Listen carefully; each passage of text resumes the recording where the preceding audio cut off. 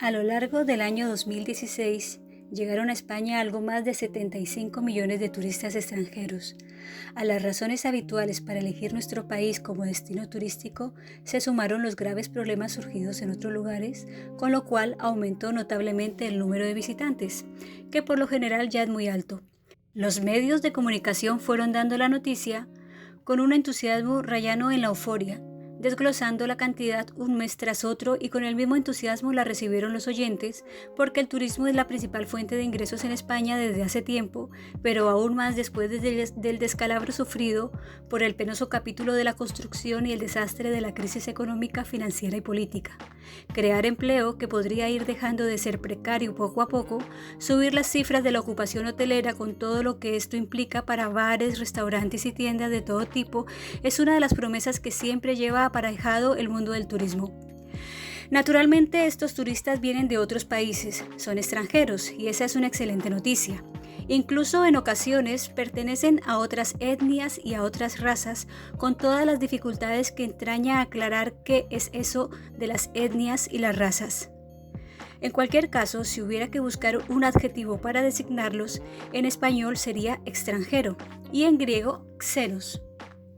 Un término, por desgracia, bien conocido porque da lugar al vocablo xenofobia, que significa rechazo, miedo o aversión al extranjero, al que viene de fuera, al que no es de los nuestros, al forastero.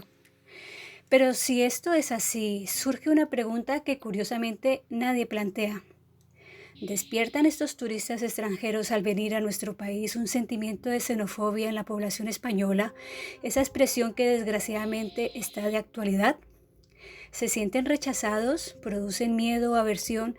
¿Qué es lo que significa en griego el vocablo phobos? Pocas veces una pregunta ha tenido más fácil respuesta.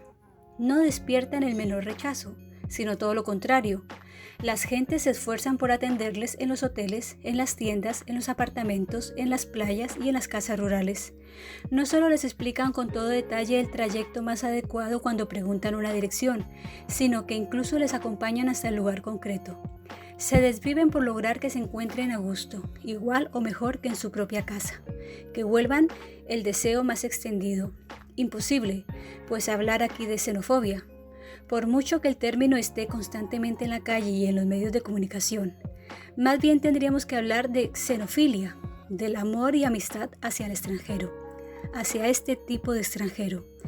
Claro que todo esto puede hacerse por elemental cortesía, por un básico sentido de hospitalidad ante el que viene de fuera, por un deseo natural de compartir con él las playas, el buen clima y el patrimonio artístico. A fin de cuentas, viene de antiguo la bien labrada tradición de la hospitalidad en Oriente y en Occidente, y muy especialmente en los países del sur de Europa.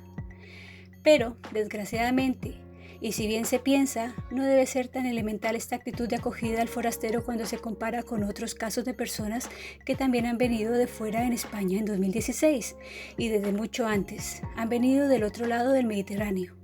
Se han jugado la vida y la han perdido muchas veces para llegar a esta supuesta tierra prometida que es la Unión Europea. Solo que en este caso no se trata de turistas, dispuestos a dejar dinero más o menos según sus recursos o su prodigalidad. Se trata de refugiados políticos y de inmigrantes pobres. Son otro tipo de extranjeros. Su éxodo viene de muy lejos, en el espacio y en el tiempo. No les trae a nuestro país el atractivo del sol, las playas, la belleza natural y artística, y mucho menos nuestra proverbial hospitalidad, que con ellos ha dejado de serlo. Les arrancan de sus hogares la guerra, el hambre, la miseria. Se ponen en manos de mafias explotadoras, embarcan en pateras e intentan por todos los medios llegar a nuestras costas. Miles de ellos mueren en el mar, y para los que llegan el suplicio continúa a través de tierras inhóspitas, poblaciones adversas, lugares de internamiento en pésimas condiciones y riesgo de devolución en caliente. El único ínfimo consuelo es que aquí no cabe añorar las ollas de Egipto como hicieron los israelitas, según cuenta el libro del Éxodo. Como sabemos, la crisis de refugiados políticos se recrudece en Europa desde el 2007 y todavía más desde el 2011 con el comienzo de la guerra de Siria, aunque también es cierto que al menos desde el 2001 millones de personas huyen de conflictos bélicos.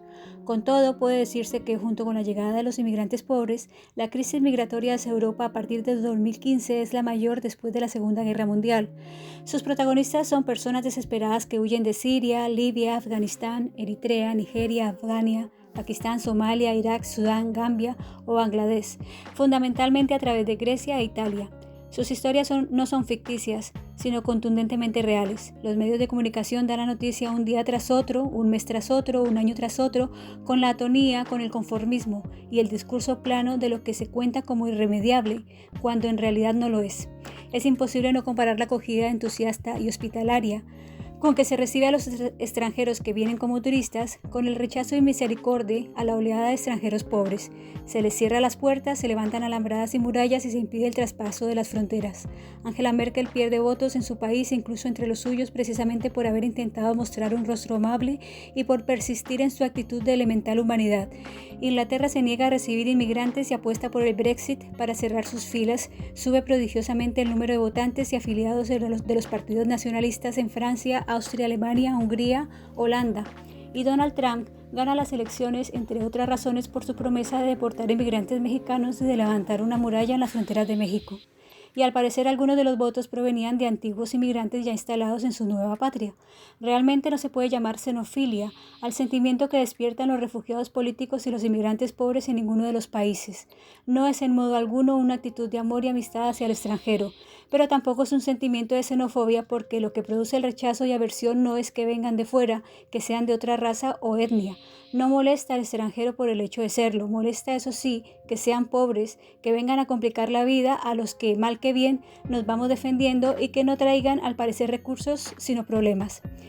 Y es que el pobre, el que molesta, el sin recursos, el desamparado, el que al parecer no puede aportar nada positivo al PIB del país al que llega, o el que vive desde antiguo, el que aparentemente al menos no traerá más que complicaciones. De él cuentan los desaprensivos, que engrosará los costes de la sanidad pública, quitará trabajo a los autóctonos, es un potencial terrorista, traerá valores muy sospechosos y removerá sin duda el estar bien de nuestras sociedades, en las que indudablemente hay pobreza y desigualdad, pero incomparablemente menor que los que sufren quienes huyen de las guerras y de la miseria. Por eso no puede decirse que estos son casos de xenofobia, son muestras palpables de aporofobia, de rechazo, aversión, temor y desprecio hacia el pobre, hacia el desamparado, que, al menos en apariencia, no puede devolver nada bueno a cambio. Sin duda, existe la xenofobia y el racismo, el recelo frente al extranjero, frente a las personas de otra raza, etnia y cultura, la prevención frente al diferente. Por desgracia, su realidad está más que comprobada con datos, como existe la misoginia, la cristianofobia, la islamofobia o la homofobia. Aunque algunas gentes se quejen de que en la vida corriente hablamos en exceso de fobias, lo bien cierto es que por desgracia existen, son patologías sociales y precisan diagnóstico y terapia. Porque acabar con estas fobias es una exigencia del respeto, no a la dignidad humana, que es una abstracción sin rostro visible, sino a las personas concretas que son las que tienen dignidad y no un simple precio.